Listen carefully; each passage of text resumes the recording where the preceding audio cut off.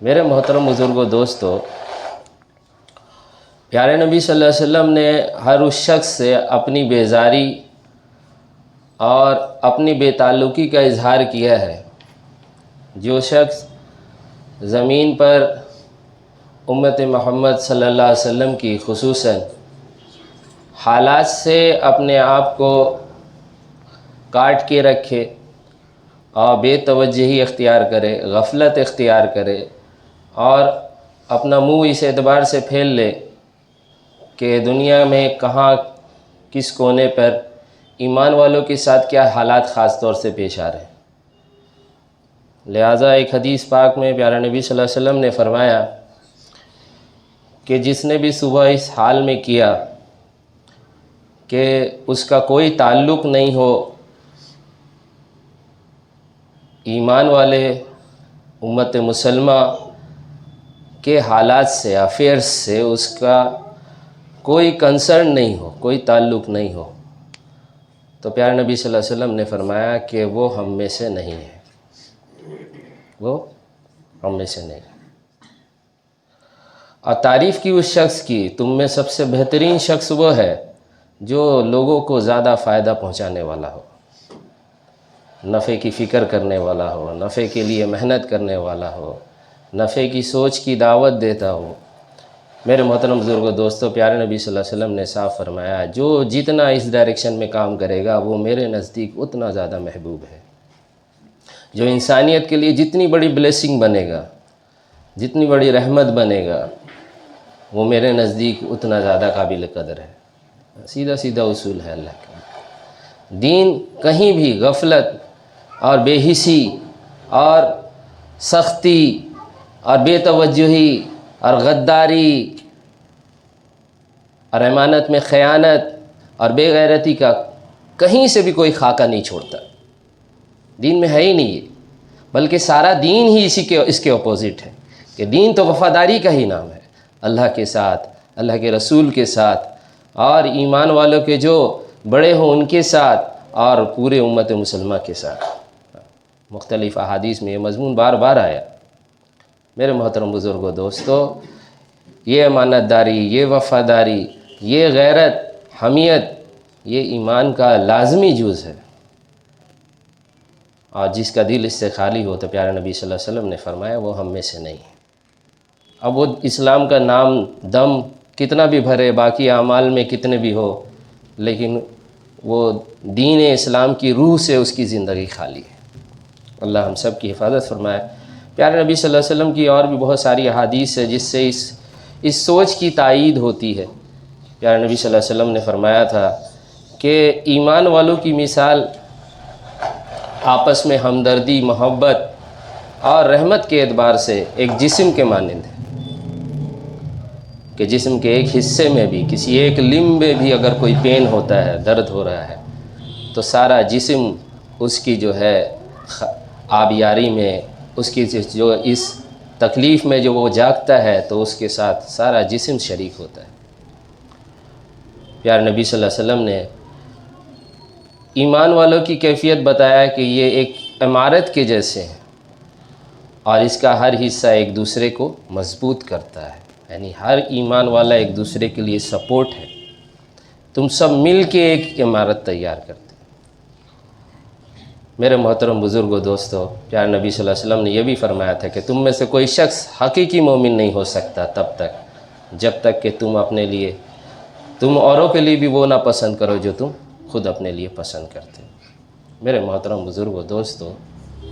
ان احادیث کی روشنی میں بالکل بات واضح ہے کہ حق کی راہ پہ چلنے والا اور صحیح طرز پہ جد و جہد کرنے والا وہی کہا جائے گا جس کی زندگی پوری انسانیت کی ہمدردی سے جو ہے بھرا ہوا، اور خاص طور سے ایمان والوں کے لیے اس کے دل میں ایک جو ہے خاص توجہ ہو۔ میرے محترم بزرگوں دوستو، ابھی جو آیت آپ کے سامنے تلاوت کی گئی سورہ مائدہ کی 51 نمبر آیت ہے، اور اس آیت سے ہم لوگوں کو آج کے حالات میں جو کچھ ابھی چل رہا ہے اس وقت سیریا میں، ہم سب واقف ہیں، تو ان حالات میں کافی کلیئرٹی ملتی ہے اس آیت سے، کیونکہ جس قسم کے حالات ابھی وہاں ہیں اور باقی بھی دنیا میں جو ہے دین کے نام پہ جو اسٹرگل ہو رہا ہے، مختلف تنظیمیں ہیں جو اپنے آپ کو دینی تنظیم اور اقامت دین کی جد و جہد کا جو ہے نمائندہ دنیا کے سامنے بتاتی ہیں، اور حق کا پرچم اپنے ہاتھ میں لینے کا اور رکھنے کا اور حق کے پرچم کے جو ہے وہ فلیگ بیئرر اور ٹارچ بیئرر ہونے کا دعویٰ کرتے ہیں۔ میرے محترم بزرگوں دوستوں، لیکن ہم یہ دیکھتے ہیں کہ ان کی آپس میں بھی کلیشز ہیں، اور حالات میں کچھ فیصلے وہ اس قسم کے کرتے ہیں کہ انسان یعنی کنفیوز ہو جاتا ہے کہ یہ کیا، ہم تو ان سے بڑی امیدیں رکھتے تھے لیکن یہ کس طرف جا رہے ہیں۔ اور خاص طور سے ملک شام کا حالات تو بہت زیادہ کنفیوزنگ ہے، بہت ہی ایمبیگوئس ہے، اور ایک حدیث یاد آتی ہے کہ وہ ایمبیگوئسی جو وہاں رکھی گئی ہے نا، خاص طور سے یعنی جتنا زیادہ کنفیوژن وہاں ہے اور شاید کہیں نہیں ہے۔ شاید ممکن ہے کہ اس کے پیچھے اللہ کی بڑی پلاننگ بھی ہے، اور ایک حدیث میں اس کی طرف اشارہ بھی ملتا ہے کہ یہ ایمبیگوٹی جو ہے نا آگے بھی برقرار رہے گی، خاص طور سے اس سرزمین پہ تو برقرار رہے گی۔ یہ ایک حدیث ہے مسلم شریف کی، بڑی فیمس حدیث، صحیح حدیث ہے، جس میں پیارے نبی صلی اللہ علیہ وسلم نے فرمایا کہ روم سے 80 علم کے ساتھ مسلمانوں کی طرف ایک بڑی جماعت خروج کرے گی، اور مسلمانوں کے بھی جو ہے نا بیسٹ آف دا بیسٹ جماعت اس کے مقابلے پہ مقام دابق، اور بعض روایت میں آتا ہے کہ مقام اماق، دونوں ہی جگہ اس حدیث میں آیا کہ وہاں یہ دونوں جماعتوں کا آمنا سامنا ہوگا۔ تو رومنس کے ایک سپہ سالار اس میں سے باہر نکلے گا، وہ کہے گا کہ مسلمانوں ہمارا تم سے کوئی لڑائی نہیں ہے، ہم تو ان سے لڑنے کے لیے آئے ہیں جو تمہارے پیٹھ کے پیچھے، یعنی جس کو تم نے پناہ دیا ہے اپنے شہروں میں، انہوں نے ہمارے یہاں قتل و غارت کیا ہے، ہمارے بچوں کو یرغمان بنایا ہے، ہم ان سے لڑنے کے لیے آئے ہیں، تم بیچ سے ہٹ جاؤ۔ ان کے اس دعوے پر، اس پروپیگنڈا پر مسلمانوں کی جمعیت میں سے 1/3 پیٹ پھیر دے گا، جو اس کے اس پروپیگنڈے میں اس وقت آ جائے گا جبکہ وہ بیسٹ آف دا بیسٹ جماعت میں سے ہوں گے۔ اور آگے حدیث کے کنٹینٹ سے پتہ چلتا ہے کہ یہ وہ جماعت ہے جس کی لیڈرشپ امام مہدی کے ہاتھ میں ہوگی۔ 1/3 وہ پیٹ پھیر دیں گے۔ پیارے نبی صلی اللہ علیہ وسلم نے فرمایا اللہ تبارک تعالیٰ قیامت تک ان کی توبہ قبول نہیں کرے گا، کیونکہ حق اور باطل کے ریکوگنیشن کی پھر جو اللہ تعالیٰ صفت فرقان جو ہر انسان کو دیے ہوتے ہیں، گویا کہ وہ صفت فرقان اس سے سلب کر لی جائے گی اور مہر ہو جائے گی دل پہ، کہ حق اور باطل کے مارکے پہ جب تم باطل کے ساتھ ہو گئے تو اب تم کو اپنی غلطی کا بھی احساس مرتے دم تک نہیں ہوگا، اللہ سلب کر دے۔ آگے پیارے نبی صلی اللہ علیہ وسلم نے فرمایا جو 2/3 جماعت لڑے گی اس میں سے 1/3 شہید ہوں گے، اور اللہ تبارک تعالیٰ ان کو شہیدوں میں سب سے اونچا مرتبہ دے گا، کیونکہ اس کنفیوژن کے زمانے میں اور حق اور باطل کی اتنی شدت کے مارکے پر جو حق کے ساتھ کھڑا رہا تو اللہ تبارک تعالیٰ اس کو سب سے اونچا مقام دیں گے۔ آگے پیارے نبی صلی اللہ علیہ وسلم نے فرمایا اور جو 1/3 جماعت بچے گی وہ قسطنطنیہ فتح کرے گی، اور دوسری احادیث سے پھر ہم لوگ کو اس بات کی وضاحت ہو جاتی ہے کہ قسطنطنیہ کی فتح یہ امام مہدی کی ہاتھوں ہونے والا ہے۔ تو اس سے پتہ چلتا ہے کہ یہ جماعت، یہ مارکہ سب کچھ ہے۔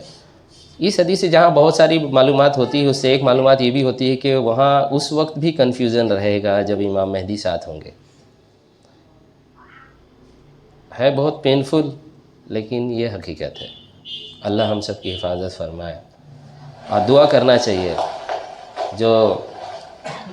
ڈاکٹر اسرار احمد سے آپ لوگ بارہا سنے ہوں گے، یہ دعا اکثر ان کی فیوریٹ دعا میں سے تھی، اللہم ارنا الحق حقا وارزقنا اتباعہ وارنا الباطل باطلا وارزقنا اجتنابہ۔ اس دعا کو تو ہم لوگ کو ایک دم اپنے معمول میں لے آنا چاہیے کہ اللہ ہم کو کلیئر کر دے کہ حق کیا ہے، اور حق پہ ہم کو جما دے، اور اللہ ہم پہ یہ بھی واضح کر دے کہ باطل کیا ہے اور ہم کو اس سے بچا لے، روک لے۔ اللہ سے یہ صفت فرقان کے لیے بار بار دعا کرتے رہنا، یہی ہے دین الصراط المستقیم۔ کیونکہ کمال میں کمی بیشی وہ کل میزان میں تولا جائے گا، ہے نا، لیکن ایمان میں کمی بیشی ایمان میں کمی کا مطلب شرک، اور پھر اس کی کوئی گنجائش نہیں ہے۔ میرے محترم بزرگو، دوستو، کامیابی کے لیے سب سے منیمم ایمان کا یہ درجہ ہے کہ انسان کی زندگی میں شرک نہیں ہو، باطل کا ریکوگنیشن نہیں ہو، اس اعتبار سے کہ اس کے ساتھ میں جھک گیا، اہل باطل کے ساتھ کوئی مصالحت نہیں ہو،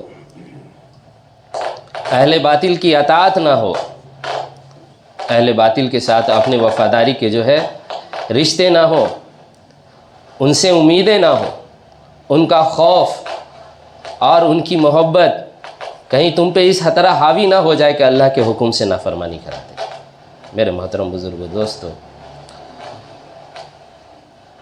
اللہ تعالی ہم سب کی حفاظت فرمائے۔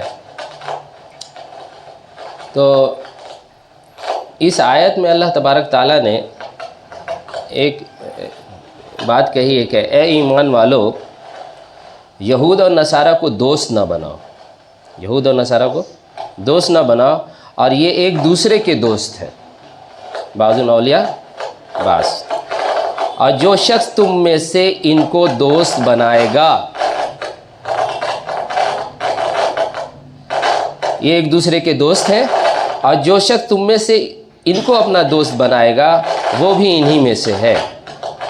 اور بے شک اللہ ظالم لوگوں کو ہدایت نہیں دیتا۔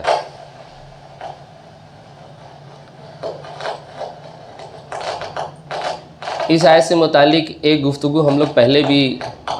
ہم کو لگتا ہے کہ 2-3 مہینہ پہلے ہم لوگ کیے ہیں اس کے متعلق تھوڑی سی گفتگو، اور اس میں یہ بات بھی وضاحت کیے تھے کہ دین اسلام کو بحیثیت امت، دین کے مقصد کے اعتبار سے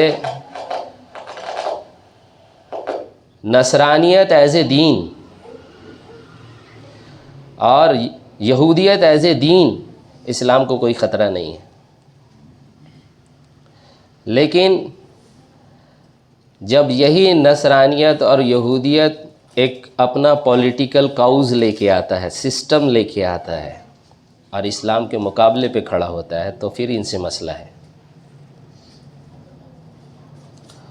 اور تاریخ گواہ ہے کہ محمد صلی اللہ علیہ وسلم کی حیات طیبہ میں نصارہ جو کہلاتے تھے اس زمانے میں،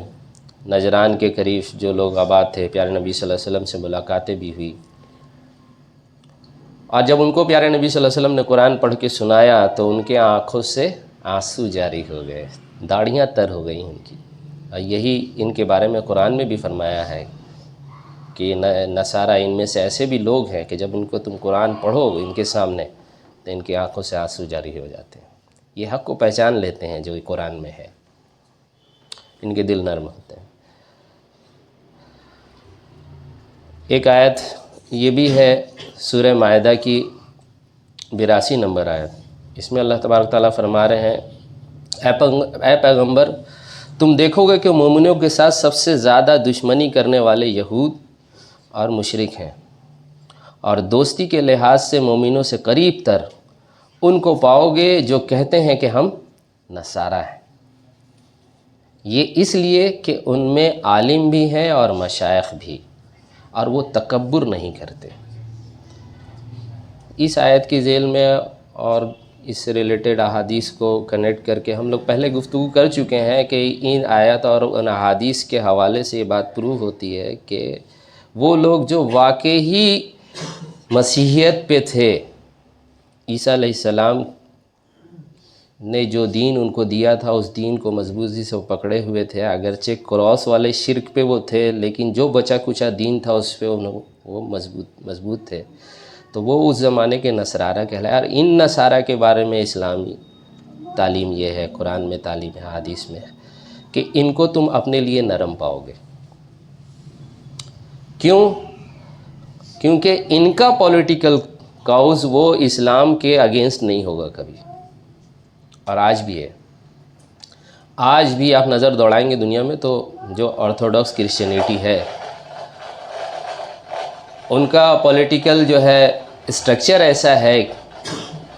कि वो कभी ज़ायनिस्ट के साथ की तरफ नहीं जा सकते, उनकी भी मजबूरी है। इस्लाम से मोहब्बत नहीं है लेकिन ज़ायनिस्ट से दुश्मनी है। और ये ज़ायनिज़्म जो इस ज़माने में उभरा है ये जालिम यहूदी और जालिम क्रिश्चियन का जॉइंट वेंचर है। इन दोनों का जो है ये ग्रुपिंग से, इन दोनों के जो है जुड़ने से ये ज़ायनिस्ट मूवमेंट दुनिया में चला है। रहा सहाबा कराम के ज़माने में, फिर उसके बाद की जो है ना कई सदियों में जो वेस्ट की तरफ से आप देखते हैं कि क्रूसेडर्स का जो सिलसिला रहा अगले कई सौ साल तक। इन क्रूसेडर्स के बारे में अगर किसी ऑर्थोडॉक्स क्रिश्चियन से पूछो या उस क्रिश्चियन से भी ना जो बाइबल फॉलो करता है, तो वो कहेंगे कि इनका कोई भी ताल्लुक़ क्रिश्चियनिटी से नहीं था। यानी ये क्रिश्चियन ज़ायनिस्ट थे जो अपनी सुप्रीमेसी दुनिया में डोमिनेट करने के लिए सब कुछ करता था। मेरे मोहतरम बुज़ुर्गों, दोस्तों, इस आयत में पहले तो ये क्लियर किया कि यहूद और नसारा से तुम्हारी दोस्ती नहीं होनी चाहिए, और ये एक दूसरे के दोस्त हैं। और तारीख़ गवाह है कि ये जो करंट ज़ायनिस्ट मूवमेंट अभी दुनिया में चल रही है, इसके दुनिया में क़याम पजीर होने से पहले यहूद और नसारा कभी साथ नहीं हुए,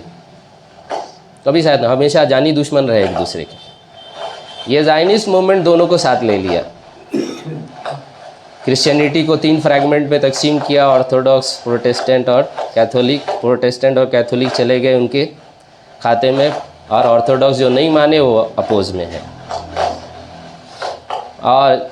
ज्यूस तो करीब करीब उनके मिशन पे ही हैं, उनके सिस्टम के ताबे हैं। अल्लाह तबारक ताला फरमा रहे ये दोनों एक दूसरे के दोस्त हैं, और जो एक दूसरे के ये दोस्त हो जाएं, इनसे जो दोस्ती करेगा तो फिर वो उन्हीं में से। क्योंकि अगर इस तरीके से समझने लगे ना कि यहूद और नसारा सारे के सारे हमारे दुश्मन हैं, तो कुरान की बहुत सारी आयत फिर कन्फ्लिक्ट करेगी इसके साथ। ये 82 नंबर आयत भी करेगी, क्योंकि यहाँ अल्लाह तबारक ताला फरमा रहे हैं कि यहूद तो दुश्मन है और मुशरिक तुम्हारे यहूद और मुशरिक दुश्मन है, और नसारा नरम पाओगे तुम इसको। कि अहले किताब का खाना तुम्हारे लिए जायज़ और तुम्हारा खाना इनके लिए जायज़, इनकी औरतें तुम्हारे लिए हलाल है ना। अब यहाँ कन्फ्लिक्ट होता है, अगर आप सब पे ये अप्लाई कर देते हो, नहीं, सब पे अप्लीकेशन नहीं है, ये उनके लिए है जो दोनों एक दूसरे के साथ मिल के या ख़ुद भी अपना एक पॉलिटिकल काउज़ के लेके इस्लामिक पॉलिटिकल काउज़ के ख़िलाफ़ जो आते हैं। वरना वो रहे अपने मसनदों में, अपने कलीसों में, अपने गिरजों में, और अपने एतबार से अल्लाह का विर्द करें, तो इस्लाम ये कहता है कि उनको छेड़ो नहीं। समझाने की कोशिश ज़रूर करो, लेकिन उन पर कोई जबर ना करो। अगर कोई करेगा तो वो मुजरिम है। और अल्लाह तबारक ताला जो उनके कलीसों में बैठ के अल्लाह का विर्द अपनी पुराने तरीके पे कर रहे हैं, उनकी एक तरह से तारीफ़ कर रहा है कि इसमें आलिम भी हैं और मशाइख भी हैं, और वो तकब्बुर नहीं करते हैं। वो वही लोग जो वहाँ बैठे हुए हैं, और जो लोग उनके ताबे हैं, तुमसे उनको कोई ख़तरा नहीं है, कोई ख़तरा नहीं।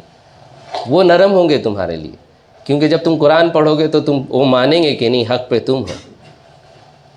मेरे मोहतरम बुज़ुर्गों, दोस्तों, अब इस आयत से एक बात और समझ में आती है कि जो इस ज़माने में इस क्रिश्चियन ज्यू अलायंस का पार्ट बन जाए,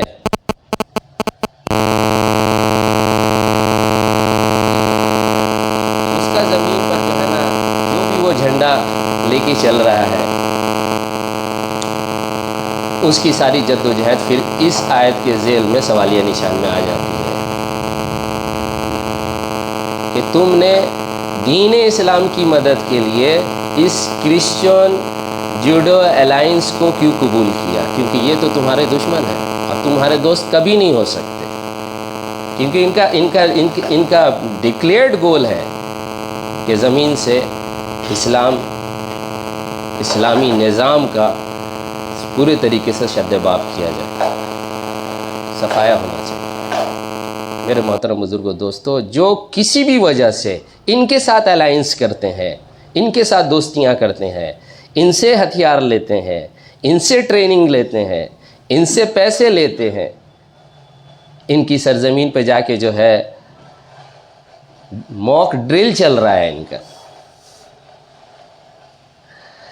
باقاعدہ ان کی میپ، ان کی پلاننگ، ان کے دیے ہوئے ڈیٹس پہ آپ ایگزیکیوٹ کرتے ہو،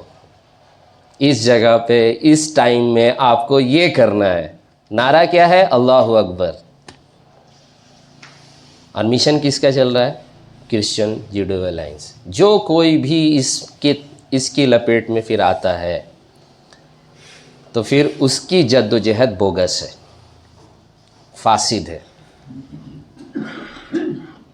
چاہے وقتی طور پر آپ کو وہ مار کے جیتتے ہوئے کیوں نہ دکھیں، زمین پر وہ وقتی طور پر اللہ اکبر اور حی علی الصلاۃ حی علی الفلاح کے نعرے لگاتے ہوئے کیوں نہ دکھیں، وہ بڑی بڑی جمعیتوں پہ جو ہے نا نماز پڑھتے ہوئے سب باندھے کیوں نہ دکھیں، لیکن اگر انہوں نے یہ کام کیا ہے کہ بعض اولیاء و بعض کے ساتھ اپنی دوستی کی ہے تو قرآن کہتا ہے کہ پھر یہ انہی میں سے۔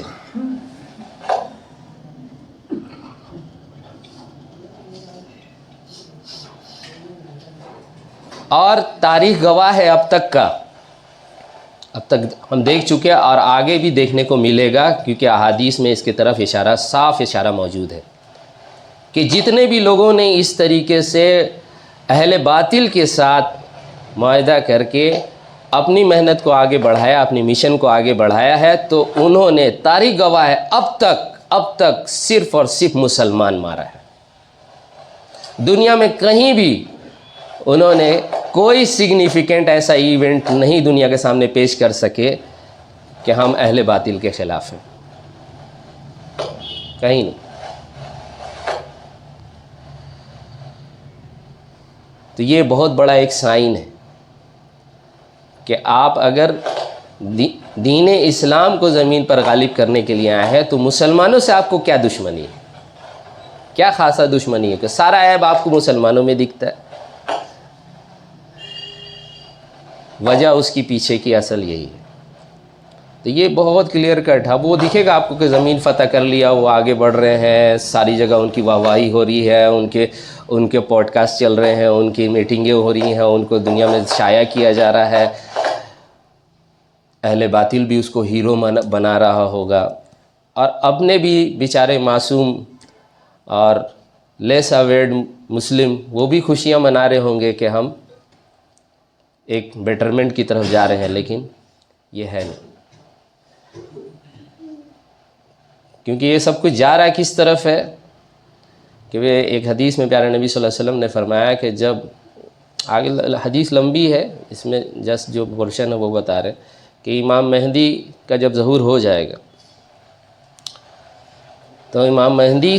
کے خلاف ایک جماعت ملک شام سے خروج کرے گی، اور بعض روایتوں میں اس کا نام بھی ملتا ہے، اس کے باپ کا نام بھی ملتا ہے، خاندان کے بارے میں بھی ڈیٹیل ملتی ہے، اس کی شکل و شبہات کے بارے میں بھی کچھ ضعیف حدیث موجود ہے، لیکن وہ کنٹینٹ پورا ایک ہے جس میں یہ کنفرم ہے کہ مسلمان اپنے آپ کو کہنے والی جماعت حملہ آور ہوگی، اور چھوٹی موٹی نہیں بہت بڑی جماعت لے کے وہ آئے گا، لیکن اللہ تبارک تعالیٰ جب مکہ اور مدینہ کے بیچ میں مقام بضع پہ کھلے میدان پہ ہوگا، اللہ تبارک تعالیٰ اس کو زمین میں دھسا دے گا۔ اس کا دھس جانا پھر اس بات کی پوری دنیا کے لیے ایک خاص نشانی ہوگی کہ واقعی جس نے مہدی ہونے کا دعویٰ کیا ہے وہ سچا ہے۔ لیکن سوچنے کی یہ بات ہے کہ وہ جماعت مہدی کے خلاف خروج کرے گی، کیوں؟ ورنہ آج کسی مسلمان سے پوچھو کہ امام مہدی کا انتظار نہیں ہے، کیا تم اس میں شامل نہیں ہونا چاہتے؟ شاید کوئی پاگل ہی ہو، ورنہ ہمارا بچہ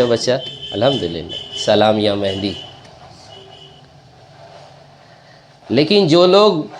جن لوگوں کا جو ہے نا برین واشڈ کیا گیا ہے اور جن کو برسوں برس ٹرینڈ کیا جائے گا، جن کو فیڈ کیا جائے گا،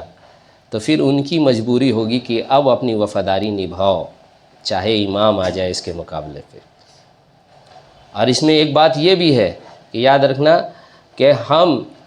محنت کو صحیح مقام تک، اب اس کی منزل تک ہرگز نہیں پہنچا سکیں گے جب تک ہم یہ نہیں جان رہے ہوں گے کہ آنے والا خلیفہ، یہ امام مہدی جو آنے والے ہیں، یہ کس قسم کی خلافت دنیا میں لے کے آنے والے ہیں۔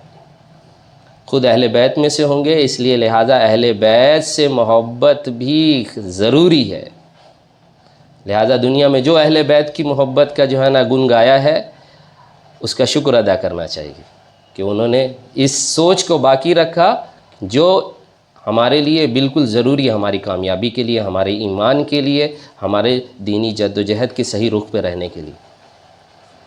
دوسری بات، امام مہدی کی جو خلافت ہوگی، پیارے نبی صلی اللہ علیہ وسلم فرمایا خلافت المنہاج نبوہ ہوگی۔ وہ کوئی انٹرم خلافت نہیں ہوگی، کوئی کمپرومائزنگ، کوئی جو ہے وہ دو رنگیاں نہیں ہوگی کہ کچھ تو اس میں اسلام کا پارٹ ہوگا اور پیچھے سے ہاتھ باطل سے بھی ملا ہوا ہوگا، کچھ قوانین تو اسلام کے ہوں گے اور باقی کچھ قوانین میں کمپرومائز بھی ہوگا۔ نہیں، pure hard core pure struggle, اسلامی اسٹرگل کے نتیجے میں آئے گی یہ خلافت، اور یہ خلافت ہارڈ کور اسلام پہ ہوگی جس میں کوئی ملاوٹ کی گنجائش نہیں ہوگی۔ خلافت المنہاج نبوہ، نبوت کے طرف سے واپس خلافت آنے والی۔ لہٰذا جو بھی انٹرم خلافت کی بات کرے، انٹرم سولوشن کی بات کرے، ٹیمپورل کی بات کرے، اور ایک اعتبار سے تو یہ ہو سکتا ہے کہ دیکھو ابھی یہ پہلا اسٹیپ تو ہم نے یہ لیا ہے لیکن ہم کو وہاں تک جانا ہے، یہ ایک الگ بات ہے۔ اور جو یہ کہے کہ نہیں بس یہ ہو جائے گا تو سولوشن ہو جائے گا، یہ الگ بات ہے۔ ہم اس کی کہہ رہے ہیں جو سیٹسفائی کرے آپ کو انٹرم سولوشن پہ، تو اس کی محنت ایک آنکھ بھرنے کے قابل نہیں، چاہے وقتی طور پر اس سے آپ کو کتنا بھی بینیفٹ دکھے، لیکن ہماری کوئی ذمہ داری نہیں ہے ایسی کسی محنت کو ریکوگنائز کرنے کی، اس میں کنٹریبیوٹ کرنے کے لیے، اس کے لیے دعا کرنے کی، اور اس کی محنت کو جو ہے نا آگے بڑھانے کے لیے دعوت دینے کی کوئی ضرورت نہیں۔ ہم جب دعوت دیں گے تو خلافت المنہاج نبوہ کی دیں گے، ہم جب لوگوں کا ذہن سازی کریں گے اور اس کے لیے تیاری کریں گے اور اس کی نشاندہی کروائیں گے تو پھر امام مہدی کی ہی کروائیں گے کہ یہ والی ہی چاہیے، یہی آنے والا ہے، بیچ کا کچھ نہیں چاہیے۔ اب اس مقصد کے تحت اس ڈائریکشن میں موو کریں گے تو پھر خود پتہ چل جاتا ہے کہ اس مقصد میں آپ کے ساتھی کون کون ہیں۔ تو طے بات ہے جو ہارڈ کور اسلام کو مقصد لے کے چل رہا ہوگا وہ کبھی جوڈو کرسچن الائنس کی طرف نہیں جا سکتا۔ جو جن سے اصل کنفنٹریشن ہمارا، وہ تو 80 علم کے ساتھ ہمارے مقابلے پہ آنے والے، انہی کی مدد سے آ رہے ہو تو پھر کس کی صف میں ہوگے؟ میرے محترم بزرگوں، دوستو، اسی لیے دجال کی جماعت کو جو ہے نا پہچاننا بہت ضروری۔ الحمدللہ اس پہ پوری دنیا کے جو ہے نا علماء حق کا اجماع ہے، کوئی کنفیوژن نہیں ہے کہ وہ دجالی جماعت ناٹو ہے۔ جو دنیا سے چلے گئے اہل علماء وہ بھی کہتے چلے گئے، جو زندہ ہیں وہ بھی کہہ رہے ہیں، اور اس میں کچھ ٹریڈیشنل علماء بھی ہیں جس کو دنیا شاید ٹریڈیشن سمجھتی ہے، لیکن ان کے خیالات جس طرح تک ہم پہنچے ہیں تو اس میں لگتا ہے کہ نہیں، وہ لگتا تھا دنیا والوں کو لیکن وہ ایسا تھے نہیں۔ الحمدللہ وہ بھی سچے پکے علماء حق میں سے تھے۔ میرا اشارہ مولانا الیاس رحمۃ اللہ علیہ کی طرف، کیونکہ مولانا الیاس رحمۃ اللہ علیہ نے بھی مولوی کفایت اللہ رحمۃ اللہ علیہ کو وضاحت کیا تھا اس کا کہ میری پریشانی اور میری بے چینی اور راتوں کا تڑپنا اس وجہ سے صرف نہیں ہے کہ لوگ توبہ نہیں کر رہے ہیں، لوگ دین کی طرف آ نہیں رہے ہیں، دین سے بھاگ رہے ہیں دور۔ میری تڑپ کی اصل وجہ یہ ہے کہ دجال کی فوج ناٹو سامنے ہے اور مہدی کی نظر نہیں آتی۔ اس ایک جملے نے نا ان کے بارے میں سارا تصور میرا بدل کے رکھا ہوا کہ نہیں، وہ اسی ڈائریکشن میں ایک اسٹیپ چلے تھے، امت بھول گئی اور اسی پہلے اسٹیپ کو ہی جینے مرنے کا جو ہے نا اپنا فیصلہ کر لیا۔ غلطی ان کی نہیں ہے، غلطی ان لوگ کی سمجھ پہ ہے، اس کے امپلیمنٹیشن پہ ہے۔ انہوں نے تو اپنے حساب سے جو کنٹریبیوشن دیا تھا صحیح ڈائریکشن میں دیا تھا، صحیح کام بتایا تھا، آگے والے بھول گئے۔ میرے محترم بزرگوں، دوست، ایسے بہت سارے اور بھی ملیں گے، مثال کے طور پہ بتا دیا۔ بہرحال اللہ تعالی ہم سب کے جو ہے نا دل کو اس اعتبار سے کھولے کہ بحیثیت امت اجتماعی جو ہماری سب سے بڑی ذمہ داری ہے وہ اقامت دین کی ہے، اور اقامت دین کی جد و جہد کے لیے جو بھی ہمارے اس مقصد میں ہمارا ساتھی ہمارے شرائط کے مطابق ہمارے مشن پہ ہونا چاہتا ہے تو پھر وہ میرے مقصد کا ہے۔ اس اعتبار سے رشیا کے ساتھ جو کچھ ابھی الائنس ہم دیکھ رہے ہیں، اور قرآن کی روشنی میں بھی احادیث کی بھی وہ حدیث بھی پہلے ہم پیش کر چکے ہیں، وہ 5-6 حدیث تھی جس کی پوری وضاحت کیا تھا۔ تو یہ الائنس قرآن اور حدیث کی روشنی میں صحیح دکھتا ہے۔ کیوں؟ کیونکہ تاریخ گواہ ہے کہ وہ زائنسٹ کے ساتھ سامنے کبھی نہیں جھکے، اور اس اعتبار سے بشر الاسد کا وہاں سے چلا جانا، اگرچہ بشر الاسد کافر تھا، ظالم تھا، فرعون تھا، سب کچھ، لیکن ایک خوبی اس میں تھی کہ وہ اینٹی زائنسٹ تھا نا، آخری دن تک جب بھی رہا اس میں وہ ان کی شرائط کو مانا نہیں۔ تو تاریخ اس کا یہ کنٹریبیوشن ضرور لکھے گی، یاد رکھے گی کہ وہ جھکا نہیں تھا ظالموں کے ساتھ، اگرچہ اس نے جو کچھ بھی وہ کر رہا تھا اس میں اسلامک کاؤز کا ہونے کا کوئی امید نہیں دکھتا ہے، کیونکہ الویز تھا اور اس میں بھی بہت ماڈرنسٹ قسم کے، اس میں کہیں اسکوپ بچتا نہیں ہے۔ الویوں کا ہی عقیدہ اس قسم کا ہے کہ اس کو اسلام میں کہیں جگہ دینا بہت مشکل ہے، تو اس میں بھی پھر جو کچھ بھی بعد میں اس نے ظلم بھی کیا تو پھر کچھ بچتا ہی نہیں ہے، لیکن یہ کنٹریبیوشن ماننا پڑے گا۔ اور اس کی وجہ سے کیا ہے کہ اس کا چلا جانا ایک طریقے سے زائنسٹ کے لیے جیت ہے،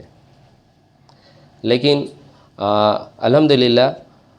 چاہے رشیا ہو چاہے ایران ہو، اس نے بڑے خطرے کو بھانپ لیا، اور وہ جانتا تھا کہ ہم کو یہاں ٹریپ کیا جا رہا ہے، ہم کو یہاں پھنسایا جا رہا ہے، چارہ دے کے ہم کو یہاں کھینچا جا رہا ہے۔